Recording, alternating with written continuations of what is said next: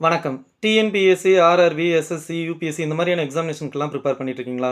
So ஒரு competitive எக்ஸாமினேஷன்ல pass பண்ணி நீங்க கவர்மெண்ட் ஜாப் போகணும்னு நினைக்கிறீங்களா? ஸோ அது ரிலேட்டடான இன்ஃபர்மேஷன்ஸ் அண்ட் டிப்ஸ் குடுக்கக்கூடிய சீரிஸ் தான் இந்த சீரிஸ். இந்த சீரிஸ்ல என்ன நம்ம பார்க்க போறோம் அப்படின்னு பார்த்தீங்கன்னா, டே 1. ஸோ இன்னைக்கு நம்ம என்ன பார்க்குறோம் அப்படின்னா, இன்னைக்கு சிலபஸ். ஸோ நான் எந்த எக்ஸாமினேஷன் ப்ரிப்பேர் பண்றேனோ, அந்த எக்ஸாமினேஷனுடைய சிலபஸ் என்ன அப்படிங்கிறதுல தெளிவா இருக்கணும். என்ன காரணம் அப்படின்னா, ஸோ சிலபஸ் தெரிஞ்சா மட்டும் தான் நம்மனால வந்துட்டு அத பார்க்க முடியுது. ஏன் சார் பெக்யூலியரா சிலபஸ் சொல்றீங்க அப்படின்னு கேட்டீங்கன்னா, ஒவ்வொரு எக்ஸாமினேஷனுக்குமே சிலபஸ் வந்து மாறக்கூடியதா இருக்கும்.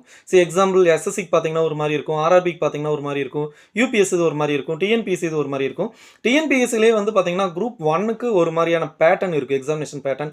குரூப் 4க்கு ஒரு மாரியான எக்ஸாமினேஷன் பேட்டர்ன் இருக்கும். ஸோ உங்களுக்கு இந்த நியூ இயர்ல உங்களுக்கான எக்ஸாம் எது அப்படிங்கிறத டிசைட் பண்ணுங்க.